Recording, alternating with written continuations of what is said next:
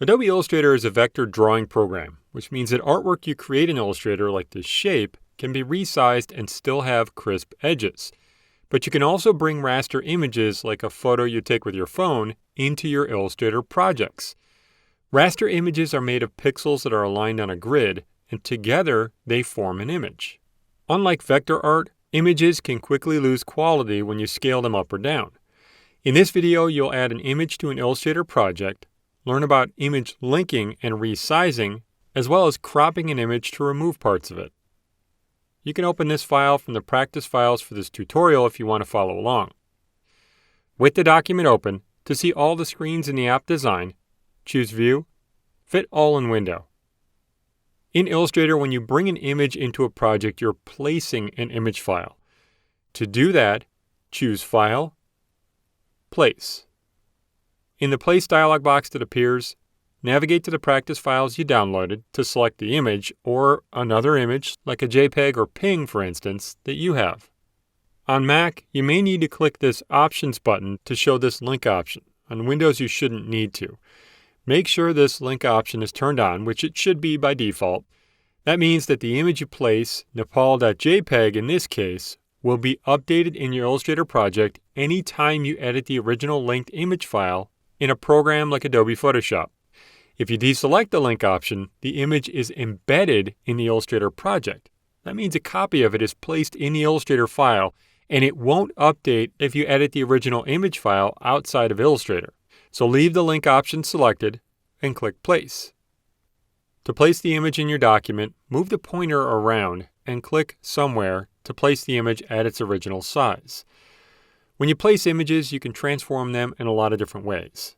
With the selection tool selected, drag the image to put it into the upper left corner of this artboard.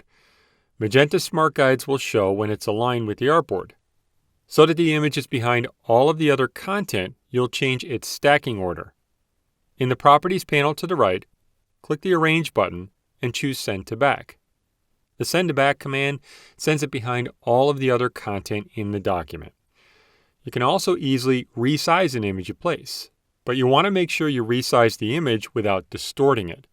To do that, drag a corner of the selected image and notice that you can change it to any size. As you drag, press the Shift key to constrain the resizing proportionately so you don't distort it. When it's about the size of the artboard, release the mouse button and then the Shift key. After placing images, you may need to remove part of the image to better suit your design. For instance, maybe you place an image in the header of a web design and you only need to show part of the image. Or you add an image to a brochure and the image would fit better in the design if it were more square in shape. To permanently remove part of an image, you can crop it. With the image still selected, click the Crop Image button in the Properties panel to the right. The image can't be linked to the original when you crop it, so Illustrator will embed the image in your Illustrator file.